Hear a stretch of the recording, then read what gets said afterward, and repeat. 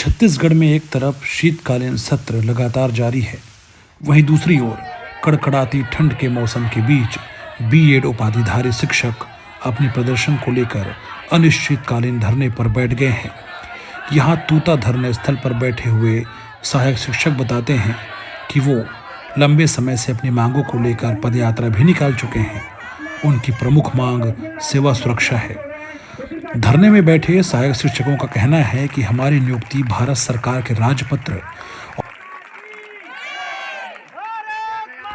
अगर गलत नियम बनाया गया तो इसकी सजा हमें भला क्यों दी जा रही है।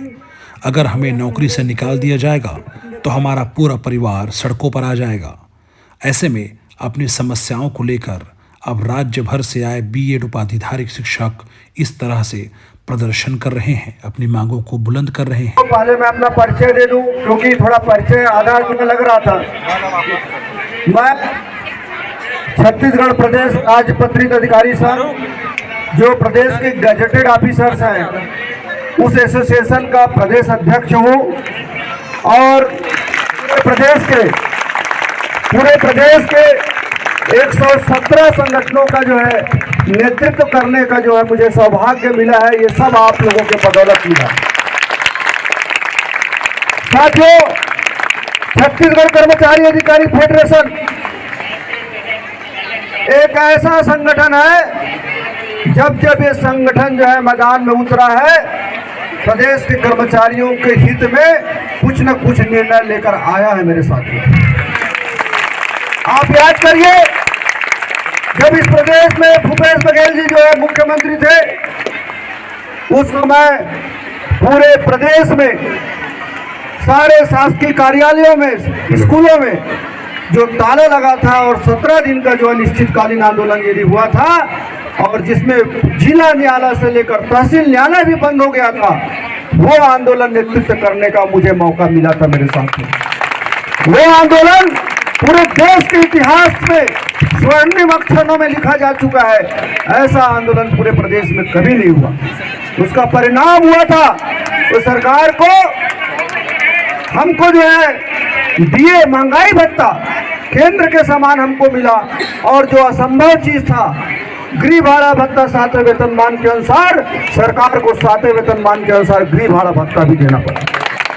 यदि इस प्रदेश में प्रधानमंत्री पेंशन योजना को किसी ने बहाल कराया, लागू कराया, तो वो है छत्तीसगढ़ कर्मचारी अधिकारी फेडरेशन। मेरे साथियों, इस प्रदेश में 17%, 70%, 80%, 90% का जो स्टाइपेंड जो सिस्टम है, उस सिस्टम को यदि समाप्त किया तो वो है छत्तीसगढ़ कर्मचारी अधिकारी फेडरेशन।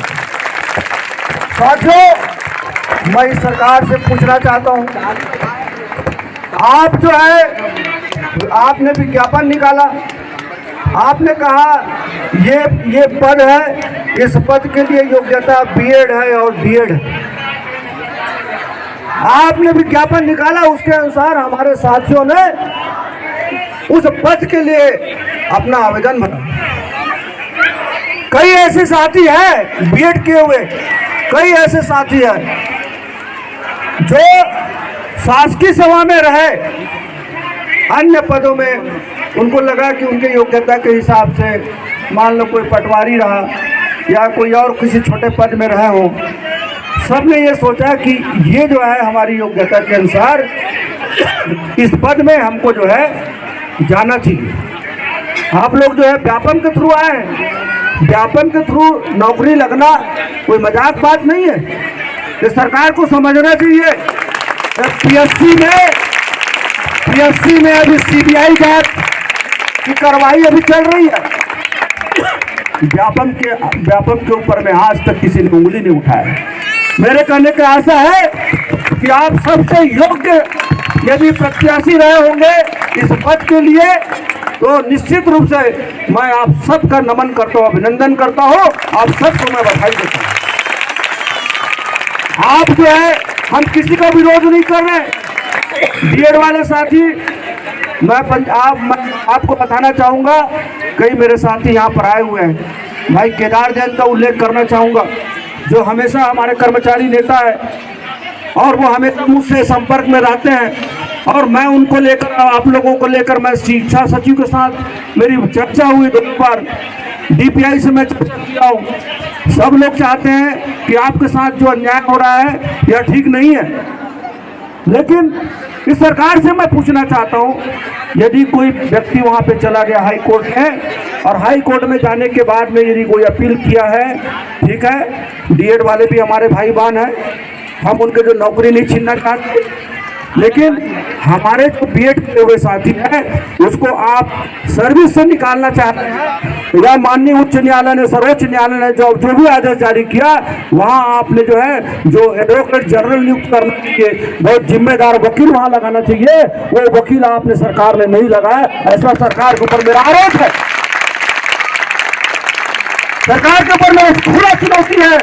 आप यदि वहां पर अच्छे वकील लगाए होते तो आज ये दिन नहीं देखना पड़ता। और आपकी जिम्मेदारी है, हमारे जो BED वाले संघर्ष किए और आपको इस सत्ता की कुर्सी तक बिठाए हैं, और आपकी जिम्मेदारी है कि आप हमारे जो साथी जो है आज बेरोजगार हो गए, आप सोचिए किसी भी व्यक्ति का जो है आप रोजगार को यकायक और अचानक आप छीन लेंगे तो उनके परिवार में क्या स्थिति होगी। उसको, उस पीड़ा को, उस दर्द को मैं बहुत अच्छे से समझता हूँ।